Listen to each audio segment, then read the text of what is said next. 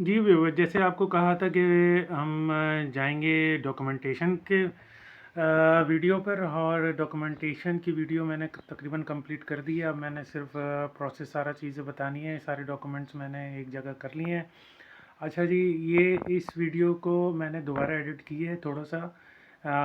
इस के आखिरी में जो चीज़ कहा गया है वो उसको ज़रा गौर से देखिएगा, सुनिएगा, ताकि आपको पूरा प्रोसेस का भी पता चले। ये सिर्फ डॉक्यूमेंटेशन जो है इसमें जो मैंने ऐड किया है, ये डॉक्यूमेंटेशन सिर्फ आपकी नॉर्थ साइप्रस में एंट्री है, not the work permit. It's not a work permit, ठीक है। वर्क परमिट एक बिल्कुल अलग चीज़ है। तो आप सिर्फ और सिर्फ इस डॉक्यूमेंटेशन को देख लें। जिसको नहीं देखी वो आखिरी पार्ट ज़रूर देख ले। जिसको डॉक्यूमेंटेशन की ज़रूरत है वो डॉक्यूमेंटेशन ज़रूर दिखेगी, उसके पेपर्स कौन कौन से हैं, ये सारी चीज़ें इस वीडियो में पता लग जाएंगी। और ये बार बार मैं कह रहा हूँ कि ये वर्क परमिट नहीं है, ये सिर्फ एंट्री परमिट होता है। यहाँ आने के बाद का सारा प्रोसेस फिर दूसरी हम वीडियो में शेयर करेंगे। तो आइए चलते हैं हम अपने डॉक्यूमेंटेशन के पास। जी व्यूवर्स, हम आ चुके हैं अभी स्क्रीन पे अपने बाकी डॉक्यूमेंटेशन के साथ। तो अब हम चलते हैं आगे। तो जनाब, जब आप पासपोर्ट दे देंगे, पासपोर्ट देने के बाद जब वहाँ सारा नॉर्थ साइप्रस में आपका सारा प्रोसेस कंप्लीट हो जाएगा, तो फिर वहाँ पर फॉरेन अफेयर और उनकी जो जो गवर्नमेंट का डिपार्टमेंट है, वहाँ से आपको एक डॉक्यूमेंट मिलेगा जिसको जो जो कि आपके ये सामने शो कर रहा है। तो ये डॉक्यूमेंट आप ये डॉक्यूमेंट असल होगा जिसमें आपको पता चलेगा कि इसका क्या क्या चीज़ें इसमें होती हैं। तो इसमें पासपोर्ट नंबर है आपका, आपका नाम है, और इसमें आपका जो कंस्ट्रक्शन कंपनी होगी उसका नाम, जो भी कंपनी होगा उसका नाम होगा। और ये 1 साल तक वैलिडिटी होती है इसकी। ठीक है जी। फिर ये सारी चीज़ें स्टैम्प वगैरह लगी हुई होगी, वो सारी चीज़ें होंगी, क्योंकि ये तुर्किश में लिखा हुआ है तो बहुत सारी चीज़ें मुझे भी नहीं मालूम है कब निकला है कब नहीं है, कब इसकी एक्सपायरी डेट है, ये सारी चीज़ें इसमें मेंशन होती हैं। अच्छा, ये डॉक्यूमेंट असल होता है जो कि वहाँ से आपको मिलता है। तो ये आपके पास आ जाएगा, आप इसकी कॉपीज़ करवा के रख लें। ठीक है जी। इसके बाद ही सारे प्रोसेस शुरू होगा, और इसके बाद प्रोसेस शुरू होने के बाद फिर आप ये एक ले लेंगे, और उसके बाद जब जैसे ही ये डॉक्यूमेंट आपके पास आ जाएगा, तो ये डॉक्यूमेंट के बाद फिर आप जाएंगे जी अपने सिंपल पोर्टल में, इस्लामाबाद की एम्बेसी के पोर्टल में चले जाएंगे, जो कि ये आपके पास सामने आ रहा है, ई पोर्टल इस्लामाबाद MFA government.ct.tr। ठीक है जी। जैसे ही आप इस पे जाएंगे तो आप ये देखेंगे कि यहाँ पर आपके पास ये इस तरह की वेबसाइट ओपन हो जाएगी। ठीक है जी। फिर उसके बाद फिर जी आप सिंपल ये क्राइटेरिया, ये मैं अभी आपको बता रहा हूँ कि किस तरह बुकिंग ली जाती है। तो आप लाजमी सी बात है, जैसे ही आपके पास ये डॉक्यूमेंट आ जाता है, यानी मीन्स इट्स मीन ये डॉक्यूमेंट निकलने का मतलब ये है कि ये डॉक्यूमेंट अब एम्बेसी में भी आ चुका है, यानी पाकिस्तान की जो नॉर्थ साइप्रस की एम्बेसी है उधर आ चुका है। तो अब ये डॉक्यूमेंट हासिल करने के बाद आप फौरी तौर पर वेबसाइट पे जाएंगे और अपना अपॉइंटमेंट लेंगे। अब अपॉइंटमेंट का मैं तरीका आपको बता रहा हूँ। तो ये आप ई पोर्टल इस्लामाबाद MFA पे जाएंगे, और ये मैं लिंक में भी डिस्क्रिप्शन में भी दे दूँगा, तो ये वहाँ पर भी जाके आप देख सकते हैं। अब आगे चलते हैं। आगे चल के फिर आपने यहाँ पर इस वेबसाइट पे आ जाना है। वेबसाइट जैसे खुलेगी उसकी साइट पे आप देख रहे हैं कि बुकिंग का है। बुक नाउ पे आप क्लिक करेंगे, और बुक नाउ पे जैसे ही आप क्लिक करेंगे तो ये इस तरह का पेज आ जाएगा। अच्छा, यहाँ पर जो ये सबसे पहले आपके पास एक डिस्प्ले हो रहा है, ये डिस्प्ले ये कर रहे हैं कि बहुत सारे लोगों को नहीं पता होगा कि कौन सी कैटेगरी सिलेक्ट करनी है। तो भाई, आप वर्कर पे हैं तो वर्कर का सिलेक्ट करें, स्टूडेंट का तो स्टूडेंट का। इसमें इन्होंने जब भी यहाँ पर एक नोटिस दिया हुआ है कि अगर आप गलत कैटेगरी सिलेक्ट करके आप सबमिट करते हो या अपॉइंटमेंट लेने की कोशिश करते हो, क्योंकि यहाँ पर पासपोर्ट नंबर जाएगा, तो ये नहीं शो करेगा, तो आप ये समझेंगे कि अभी आया नहीं है। तो ये आप अपनी कैटेगरी बिल्कुल सही सिलेक्ट करेंगे यहाँ से बुक नाउ पे। फिर उसके बाद ये सारी चीज़ें इसको बंद कर दें, और फिर उसके बाद जो है, उसके बाद फिर आप ये सिलेक्ट आप बटन दबा रहे हैं, देख रहे हैं, तो ये सिलेक्ट को आप देखेंगे कि इसमें स्टूडेंट, वर्कर, मेडिकल, विजिटर और ये सारी चीज़ें हैं। क्योंकि आप अभी वर्कर के लिए अप्लाई कर रहे हैं तो वर्कर पे आप क्लिक करके सबमिट का बटन प्रेस कर रहे हैं। सबमिट का बटन प्रेस करने के बाद फ़ौरन तौर पे आपके पास ये वाली स्क्रीन आ जाएगी। इधर अपना पासपोर्ट नंबर लिखें और यहाँ पर आप अपना डेट ऑफ बर्थ लिखेंगे। डेट ऑफ बर्थ के लिए आप सिंपल ऊपर आप अगर आप ये इस तरह करते हैं तो एरोस पे क्लिक करेंगे तो बहुत पीछे जाना पड़ेगा। सिंपल आप यहाँ पर टाइप कर दें और टाइप करने के बाद यहाँ पर नीचे कैलेंडर पे खुद ही आपकी डेट आ जाएगी और आप इस डेट पे क्लिक करें तो ये यहाँ पर सेलेक्ट हो जाएगा। उसके बाद सर्च करें तो फिर दोबारा आप जाएंगे प्रिंट डॉक्यूमेंट पे। प्रिंट जब ये अपॉइंटमेंट आपके पास हो जाएगी, किस दिन लेनी है, क्या लेनी है, तो वो सारी चीज़ें आने के बाद, पूरा फॉर्म फिल करने के बाद फिर आपके पास प्रिंट आ जाएगा। प्रिंट का ऑप्शन वहीं पर आ जाएगा जहाँ पर आप बुक नाउ पे गए थे, वहाँ से आप लेंगे जी प्रिंट। दोबारा वही काम करेंगे कि आप सेलेक्ट करेंगे कैटेगरी, ठीक है, पासपोर्ट टाइप कैटेगरी वर्कर है हमारे पास। फिर उसके बाद आप पासपोर्ट नंबर डालेंगे। पासपोर्ट नंबर डालने के बाद आप सर्च पे क्लिक करेंगे तो सर्च पे क्लिक करने के बाद तो आपके पास ये फॉर्म ओपन हो जाएगा। अच्छा, ये फॉर्म हमारे पास ओपन हो गया। देखें इस तरह का फॉर्म आएगा, यानी जो आपने वहाँ पर वो किया है। क्योंकि मैं यहाँ पर हम दिखा नहीं सकते, जो कि कॉन्फिडेंशियल आपकी वो होती है, नंबर्स होते हैं, सारी चीज़ें होती हैं, तो वो इसकी वजह से वो हाइड कर दिए गए हैं। ठीक है जी, इस तरह का आपके पास एक डॉक्यूमेंट आ जाएगा। इसको आपने प्रिंट आउट करवा लेना है। प्रिंट आउट करवा के ये, क्योंकि ये सारी चीज़ें सबमिट होंगी, ठीक है जी, ये सबमिट होंगी और फिर हम आगे चलते हैं। तो ये प्रिंट का जो सबसे पहले हमने किया था, ये सारी चीज़ें आ गई। उसमें ये बता रहा है कि जी इस डेट पे है आपका अपॉइंटमेंट और इस डेट पे आप आ जाएं। और ये यहाँ पर और दो चीज़ें ये बता रहे हैं कि आपको एक तो नायाब लैब जाना है आने से पहले। जिस दिन आपका अपॉइंटमेंट होगा उस दिन सुबह पौने 9 बजे तक के आप नायाब लैब पहुँचे। नायाब लैब में पहुँचने के बाद फिर वहाँ पर आपने टोकन शोकन ले लिया और उनको बता दिया सुबह हमारा अपॉइंटमेंट है, तो आप हमारा 11 बजे तक के हमारा कर दें, क्योंकि 11 बजे हमारे पास वहाँ पर आपको देना होता है। यानी ये आप, और एक और चीज़ मैं यहाँ बता दूँ, नायाब लैब से सिर्फ आप टेस्ट करवाएंगे, रिपोर्ट आपको नहीं दी जाती।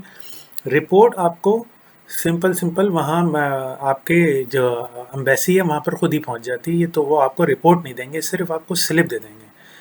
अच्छा, वो स्लिप जो है आपने वो स्लिप जो है लेनी है और उसको फ़ोटोकॉपी करवा लेनी है, क्योंकि वो भी सबमिट होगी, ठीक है, ताकि एक अप्रूवल रहे कि आपके पास आपने ये काम किया है। तो आप ये सिंपल, ये आपने ये सारी चीज़ें कर ली, अपॉइंटमेंट आपके पास आ गया, अपॉइंटमेंट लेटर फॉर्म भी आ गया, उसका प्रिंट आउट आपने ले लिया। ये सारी चीज़ें अभी आप घर में बैठे हुए हैं, अभी आप वहाँ पर नहीं गए हुए। नायाब लैब, अब जब आप नायाब लैब जाएंगे तो वहाँ से सुबह, मैंने आपको बता दिया, आपने सुबह पहुँच जाना है ताकि जल्द से जल्द आपका काम हो जाए 11 बजे से पहले पहले। तो वो आप 11 बजे से पहले हो जाएगा, तो फिर वहाँ 11 बजे से वो रिसीविंग शुरू करते हैं आपकी सारे डॉक्यूमेंट की। थोड़ी बहुत देर भी हो जाए तो कोई मसला नहीं। डॉक्यूमेंट स्लिप आप सामने देख रहे हैं कि इस तरह की डॉक्यूमेंट स्लिप मिलेगी, इसको कॉपी ज़रूर करवा लें, क्योंकि ये कॉपी नहीं करवाई थी हमने तो ये इसमें बड़ी खौरी हुई थी, बहुत दूर जाके फिर फ़ोटो कॉपी करवानी पड़ी थी हमें। ये कॉपी ज़रूर करवा लें आप, क्योंकि ये कॉपी की ज़रूरत होती है, ठीक है जी। तो ये अब आगे चलते हैं। यहाँ से आपने कॉपी करवा लिया, ठीक है। यहाँ से आप निकलेंगे नायाब लैब, आप जैसे देख रहे हैं कि अभी मैप में मैंने एक छोटा सा बना दिया है। जो वहाँ पर रहते हैं उनको तो ज़रूरत नहीं है, लेकिन जो नहीं रहते उनको थोड़ी बहुत शायद ज़रूरत पड़ जाए, कुछ इस तरह का। तो ये सारी चीज़ें हो गई। यहाँ से आप जाएंगे सारी चीज़ें जी, ये आपको बता दिया गया कि कहाँ से कहाँ जाना है। F7 पे इनका एम्बेसी है हमारी। नायाब लैब से आप निकलेंगे और यहाँ पर पहुँच जाएंगे। अच्छा, यहाँ पहुँचने के बाद फिर मैं आपको बताता हूँ कि क्या करना है क्या नहीं करना। तो यहाँ पहुँच गए आप, फिर उसके बाद थोड़ा सा और आगे चलें। अच्छा जी, अब चले जी, यहाँ तक पहुँच गए, ये सारी चीज़ें हो गई हैं। अब सबसे जो मेन पार्ट है वो आखिरी में हो गया है, लेकिन क्या है कि यहाँ पर ये सारी चीज़ें अब मैं मेंशन कर रहा हूँ। यहाँ पर सबसे पहले वर्कर इसी वेबसाइट पे एक हमारे पास यहाँ पर ये देते हैं कि आपके वीज़ा की जो इस वर्कर की डॉक्यूमेंटेशन है उसमें क्या क्या चीज़ों की ज़रूरत आपको पड़ेगी। तो उसमें सबसे पहले जो है एग्जामिशन लेटर डे जो आपके पास आएगा, duly filled in the visa examination letter application form. तो ये इसमें जो आपको मिला है वो सारी चीज़ें, जो फॉर्म आपको वो मिला था ऑनलाइन, जो आपने फॉर्म फिल किया था वो वाला। अभी आगे चलते हैं, मैं बता देता हूँ कौन सा। ये वाला फॉर्म है, ठीक है। अच्छा, जो कोई चीज़ इसमें मैं मिस कर रहा हूँ क्योंकि ये बहुत पहले 2 साल हो गए मुझे, तो ये मैंने रिकॉल की सारी चीज़ें क्योंकि मेरे पास ये सारी चीज़ें रखी हुई थी। तो ये मैंने दोबारा जो है ये की है। अगर कोई चीज़ मैं यहाँ पर मिस कर रहा हूँ तो काइंडली कमेंट्स करके मुझे बता दें, या फिर मैं कोई गलती कर रहा हूँ तो वो भी मुझे बता दें ताकि वो सही कर दूँ मैं। ठीक है जी, ये सबसे पहले ये फॉर्म आ गया। उसके बाद चलते हैं कि उसके बाद क्या चीज़ आती है। सबसे पहले आपने ये फॉर्म, इसकी कॉपी करवा लेनी है, सब चीज़ों की कॉपी होगी, फिर ये सारी चीज़ें होंगी।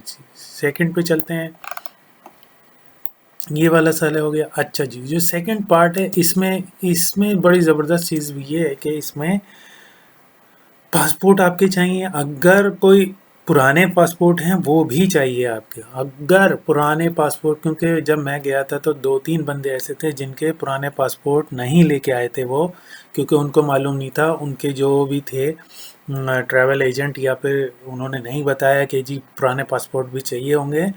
यहाँ पर मैं बता दूँ 6 मंथ वैलिडिटी होनी चाहिए। बेहतर ये है कि अगर किसी की 6 मंथ से भी 8 मंथ भी वैलिडिटी है वो कर तो सकते हैं, लेकिन आप सबसे बेहतर है कि रिन्यूअल करवा लें। रिन्यूअल करवा लें तो आपका 5 साल का तो बन ही जाएगा, तो आपकी जान छूट जाएगी। लेकिन जो पुराने पासपोर्ट हैं काइंडली उनको अपने पास रखा करें। पुराने पासपोर्ट एम्बेसी की रिक्वायरमेंट होती है, क्योंकि वो देखते हैं कि आपके कहाँ कहाँ के कोई मसला तो नहीं है, फलाना नहीं है, ढकाना नहीं है। अगर आपके पास एक ऑप्शन होता है, अगर आपके पुराने पासपोर्ट नहीं है तो पुराने पासपोर्ट अगर नहीं है तो फिर आपके जो पुराने पासपोर्ट गुम गए हैं उनकी एफआईआर आपने कटवानी है और अटेस्टेशन करवानी है फॉरेन अफेयर ऑफ पाकिस्तान से। तो जितने भी आपके पास डॉक्यूमेंट अटैच होंगे, जो आपके पर्सनल डॉक्यूमेंट होते हैं, वो सारे सारे आप फॉरेन अफेयर्स से आप उसको टेस्ट करवाते हैं और फिर जमा करवाते हैं। ठीक है जी। जो एजुकेशनल होते हैं वो एजुकेशन डिपार्टमेंट से होंगे, फिर फॉरेन अफेयर से होंगे, और जो आपके गवर्नमेंट के होते हैं वो आपके डायरेक्टली फॉरेन अफेयर से हो जाते हैं। जो इस तरह की चीज़ें होती हैं, तो एफआईआर आप कटाएंगे, उसको अटेस्ट करवाएंगे by the foreign affair of Pakistan से, फिर ये सारी चीज़ें जमा होंगी। अदरवाइज़ वो नहीं लेंगे आपसे, तो फिर आपका दिन ज़ाया हो जाएगा। ठीक है जी। चलें जी, आगे चलते हैं। आगे फिर आप आ जाते हैं पुलिस सर्टिफिकेट पे। सिंपल आप जाएं अपने जो भी आपके एरिया के पुलिस स्टेशन होता है वहाँ पर चले जाएं जी, बोलें जी मुझे पुलिस सर्टिफिकेट कैरेक्टर सर्विस चाहिए, वो आपका पुलिस सर्टिफिकेट आपको दे देंगे। ठीक है जी, कुछ टाइम लगेगा, वो आपको निकाल देते हैं। ये हो गया जी। फिर उसके बाद आ जाए valid ID, national ID card, उसकी फ़ोटो कॉपी चाहिए होती है, वो ओरिजिनल नहीं चाहिए। ठीक है, याद रखिएगा, ओरिजिनल नहीं चाहिए बल्कि फ़ोटो कॉपी चाहिए। तो फ़ोटो कॉपी आपके पास हो गई है। ठीक है जी। फिर आपके पास चलें जी, आगे चलते हैं। अच्छा जी, फिर इसकी आ जाए कैश। अच्छा, ये फ़ीस कितनी है? फ़ीस है 8,700 रुपये कैश, पाकिस्तानी रुपीज़ में। ये आपको कैश देंगे। ठीक है, कैश दिए जाते हैं वहाँ पर, वो ना कोई कहीं बैंक में जमा नहीं कराने। तो वहाँ सिंपल आप कैश लेके जाएंगे और खुले जितने भी आपको 700 रुपये हैं तो 700 रुपये लेके जाइएगा। ये नहीं कि आप जो है ना वहाँ पर उनको दे दें तो वो बाकी आपको वापस करें, ऐसा कोई कहानी नहीं है। जितने बोले जाएं उतने दे दें आप, ठीक है ना। ये हो गया जी पाकिस्तान। फिर उसके बाद आ जाए जी, जो आपने मेडिकल टेस्ट करवाया है, ठीक है, बायोमेट्रिक के साथ, वहाँ पर जो है ये स्लिप जाएगी। वो रिपोर्ट नहीं देते आपको, रिपोर्ट वहाँ से डायरेक्टली एम्बेसी में आ जाती है। तो ये स्लिप आप जब देंगे तो वो वेरीफाई करेंगे, क्योंकि इसमें नंबर होगा। ठीक है जी, ये हो गया जी। और इसकी फ़ोटो कॉपी ज़रूर करवा लें, ज़रूर करवा लें, ज़रूर करवा लें। बार बार मैं बोल रहा हूँ, जो ये वीडियोस देख रहे हैं, जो ये अप्लाई कर रहे हैं और जिनका आ चुका है, तो ये बड़ी प्रॉब्लम हो जाती है, हमने फेस की है। ठीक है जी, चलें आगे चलते हैं। आगे आप चलेंगे तो फिर आगे सिंपल सी बात, सिंपल ये सारी चीज़ें आप लेके जाएंगे। अच्छा, यहाँ पर एक और चीज़ मैं बता दूं कि यहाँ पर जितनी भी चीज़ें हैं, जितनी ये आपको चीज़ें मैंने बताई हैं, इसका एक सेट ओरिजिनल होगा और एक सेट फ़ोटोकॉपी होगा। बट ना कोई किसी फ़ाइल में आप लगाएं, ना किसी भी चीज़ में नहीं लगाएं, बल्कि जो फ़ोटोकॉपीज़ हैं उसको स्टेपल करें एक तरीके से, उसको मोड़े नहीं, कुछ भी नहीं करें। एक फ़ाइल फ़ोल्डर ले लें, उसमें रखें, एक में ओरिजिनल रख दें और ओरिजिनल के साथ साथ वो सारी चीज़ें उठा के उनको दे दें। किसी फ़ाइल में ना लगाएं, क्योंकि मैंने सारी चीज़ें फ़ाइल में लगा के किया था, लेकिन उन्होंने फ़ाइल नहीं ली, सिर्फ फ़ोटोकॉपीज़ ले ली, उसको स्टेपल किया और दे दिया जी। ठीक है जी, तो वो बिल्कुल कोई भी चीज़ नहीं, कोई इतनी ज़्यादा फॉर्मल नहीं है, बस फ़ोटोकॉपी जाके वो दे देते हैं। कुछ मैंने तस्वीरें शेयर की हैं एम्बेसी की, ये आपके कॉन्सुलेट या एम्बेसी जो भी कह लें वो है ये यहाँ पर, ताकि आपको थोड़ी बहुत शक्ल पता चल जाए, क्योंकि वहाँ से आपको जाना पड़ता है, तो थोड़ी बहुत आपको अंदाज़ा हो जाएगा कि कैसा है कैसा नहीं है। ये जो बाहर केबिन आपको नज़र आ रहे हैं, ये यहीं जमा होता है, अंदर नहीं जाने देते ये, ठीक है ना। देख लेंगे कि यहाँ पर आपको ये जो 2 केबिन नज़र आ रहे हैं आपको, यहीं पर होता है ये जमा सारा। तो यहाँ पर आप जाके वेट करें 11 बजे तक के, 11 बजे के बाद सबमिशन होती है, 4 बजे के बाद फिर वो आपको देना शुरू कर देते हैं।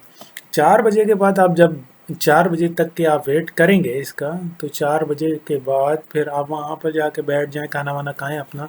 फिर 4 बजे के बाद आपके पास इंशाल्लाह इंशाल्लाह सब जितने भी हमारे भाई अप्लाई कर रहे हैं, दुआ तो यही है सबका हो जाए। तो फिर आपके पास ये डॉक्यूमेंट एक दे दिया जाता है, ठीक है। इस डॉक्यूमेंट में ये कहा जाता है कि ठीक है जी, आप एलिजिबल हैं, आप जा सकते हैं, ठीक है ना। उसकी आपकी कंपनी का नेम होगा, इधर सारी चीज़ें होंगी, डेट होगा, एक्सपायरी डेट होगी जब तक कि आप जा सकते हैं। तो ये 1 महीने की एक्सपायरी होती है, उसके उसके अंदर अंदर आपको जाना होता है। तो ये सारी चीज़ें, ये एक डॉक्यूमेंट आपको वाइट वाला डॉक्यूमेंट नज़र आ रहा होगा, ये वाइट डॉक्यूमेंट ये बहुत ज़रूरी है। और ये दूसरा वाला जो डॉक्यूमेंट है, ये आपकी रिसिप्ट है जो आपने पैसे पे किए हैं।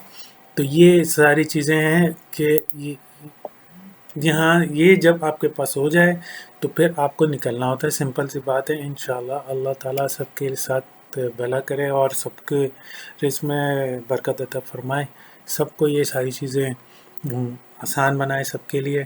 तो ये फिर उसके बाद सिंपल सिंपल आपको एक टिकट लेना पड़ता है। टिकट लेने के लिए फिर टिकट लेने के लिए टिकट ले लें, फिर उसमें आप सिंपल पेगासस ले लें, या फिर पेगासस लें, या फिर तुर्किश एयरलाइन लें।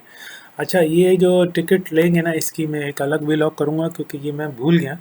इसमें भी आपको ट्रांजिट वीज़ा होता है, और ये मुझे इसका पूरा अभी कंफर्मेशन नहीं है कि कितने पैसे लग रहे हैं, क्या है क्या नहीं है। ये सारी इन्फॉर्मेशन लेके फिर मैं आपको ये सारी चीज़ें बताऊँगा। जी व्यूवर्स, आपने जैसे कि देख लिया पूरा प्रोसेस, कंप्लीट प्रोसेस है ये, जो कि आपके यहाँ आने तक के जो प्रोसेस था वो आपको बता दिया गया। नाउ अच्छा, ये एक बात याद रखिएगा कि ये प्रोसेस जो है सिर्फ आपके नॉर्थ साइप्रस में एंट्री का है। ये नॉर्थ साइप्रस में आप एंटर हो गए, now you can join the company. इसके बाद का जो प्रोसेस है वो है वर्क परमिट का। ये एंट्री थी आपकी, ठीक है। अब होता ये है कि यहाँ पर आके फिर वर्क परमिट का प्रोसेस अलग शुरू होता है, वो हम एक अलग वीडियो उसके बनाएंगे कि उसके बाद जो आने के बाद जो प्रोसेस होता है वो कितने दिन के अंदर करना पड़ता है। अच्छा, होता ये है कि भाई ज़्यादातर यहाँ पर 2 नंबरी इस तरह होती है कि यहाँ पर तो आ गए, अब सारे लोग खुश हो गए जी, हम यहाँ पर आ गए, वर्क परमिट हमें मिल चुका है, अब हम कंपनी ज्वाइन कर लेंगे। नहीं जी, कंपनी ज्वाइन करने के बाद या कंपनी ज्वाइन करने से पहले आपका यहाँ पर सारा प्रोसेस शुरू होगा वर्क परमिट के लिए। अब वर्क परमिट का जो प्रोसेस होता है उसमें मेडिकल होता है, सारी चीज़ें होती हैं, क्योंकि गल्फ़ में मेडिकल वगैरह सारे आपके मुल्क में हो जाता है जी। आप वो भेज दें तो आपको वर्क परमिट वहाँ से वीज़ा आके लग के आ जाता है, तो फिर आप जाते हो। यहाँ पर वर्क परमिट में खेल ही यही खेला जाता है कि जब यहाँ पर आप एक दफ़ा आ जाते हो तो फंस जाते हो, और जब यहाँ पर आप आ गए तो वापस तो जाओगे नहीं, लाजमी सी बात है, जब आप लाखों रुपए लेके आते हो, दे के आते हो। तो फिर होता ये है कि यहाँ पर आके गेम इस तरह खेली जाती है कि यहाँ पर आके आप वर्क परमिट पे आ गए, और फिर उसके बाद जो है फिर आपका यहाँ सॉरी एंट्री परमिट में आ गए, फिर उसके बाद यहाँ पर वर्क परमिट शुरू होता है। फिर वो उसके बाद ही जो गेम होती है वो आप क्योंकि पैसे दे चुके होते हैं सारी चीज़ें, फिर ये हो गया वो हो गया, फिर सारी चीज़ें फिर जो है आपके जो एजेंट लोग होते हैं या जो भी होते हैं, जो भी आपको बुलाया हुआ होता है, वो फिर वहाँ से अच्छा फिर वहाँ से गेम शुरू होती है। लेकिन ये हर कोई नहीं होता है, इसमें जेन्युइन लोग भी हैं, लेकिन जेन्युइन लोग कम हैं। ठीक है, तो ये बार बार मैं बता रहा हूँ कि जेन्युइन लोग कम हैं, ज़्यादातर 2 नंबर लोग यहाँ पर होते हैं। तो इसकी वजह से उनकी वजह से जो जेन्युइन काम करवा रहे होते हैं उनके ऊपर भी लोग शक कर रहे होते हैं, और वो उनका शक बिल्कुल सही होता है, क्योंकि 2 नंबरी हर जगह पर है। जब यूरोप के वीज़े आपके 2 नंबर लग जाते हैं किसी ना किसी तरीके से, वो अल्लाह आलम वो किस तरह होता है, लेकिन यहाँ पर वो जेन्युइन काम तो ज़रूर होता है कि यहाँ तक के आ जाते हैं आप।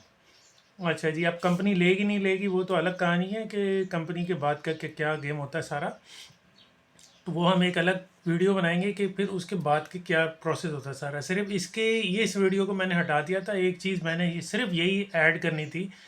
यहाँ तक के जो सफ़र है आपका, यानी नॉर्थ साइप्रस तक के, ये सिर्फ एंट्री परमिट है। यानी ये सिर्फ आप यहाँ वहाँ से पाकिस्तान से उठ के यहाँ पर आ चुके हैं, आपको वर्क परमिट नहीं मिला, आपको वीज़ा नहीं मिला। ठीक है, वीज़ा सिर्फ यहाँ पर आने का मिला है। ठीक है, जो लास्ट आपको पेपर मिला है उसके ऊपर मेंशन किया गया है। तो ये सिर्फ इस तरह का है। फिर आगे का जो प्रोसेस होता है उस पर फिर एक अलग वीडियो बनेगी कि उसके बाद का सारा प्रोसेस क्या होता है, मेडिकल से लेके और आपके वर्क परमिट के आने तक के सारी चीज़ें। फिर मैं आपको वो एक अलग वीडियो में पार्ट 2 करके बता दूंगा। तो ये सिर्फ एक ऐड करना था मुझे, कि लोग समझ रहे होंगे ये वर्क परमिट है जी, नहीं जी, वर्क परमिट ये नहीं है, बिल्कुल भी नहीं है। ठीक है, और फिर सिंपल इसके आने के बाद ही सारी चीज़ें होती हैं। और जिससे भी आप काम करवा रहे हैं 100% श्योर कर लें कि आपको वो काम आता है नहीं आता है, और आप उसी जगह पे जाएंगे नहीं जाएंगे। लेकिन यही मसला है कि यहाँ पर वर्क परमिट आपको यहाँ पर आने के बाद सारा प्रोसेस शुरू होता है। अब नेक्स्ट वीडियो पे मैं बताऊंगा कि वर्क परमिट के बाद का प्रोसेस क्या होता है, क्योंकि बहुत सारी चीज़ें होती हैं जो कि नहीं पता होती हैं, हमें भी नहीं पता थी। जब हम उस सारी चीज़ों से प्रोसेस से गुजरे हैं तो ही पता चला है। तो इंशाल्लाह वो नेक्स्ट वीडियो में बताऊंगा कि क्या है क्या नहीं है, तो वो सारी चीज़ें हम आपको बताएंगे। और इंशाल्लाह जब तक के नेक्स्ट वीडियो का मैं प्रिपरेशन कर रहा हूँ, अभी सारा प्रोसेस सारी चीज़ें देख रहा हूँ, उसके डॉक्यूमेंट देख रहा हूँ, देखते हैं उसके ऊपर क्या हो सकता है क्या नहीं हो सकता। फिर मैं आपको बताऊंगा कि वर्क परमिट का गेम क्या होता है। चलें जी, जब तक के अल्लाह हाफिज़।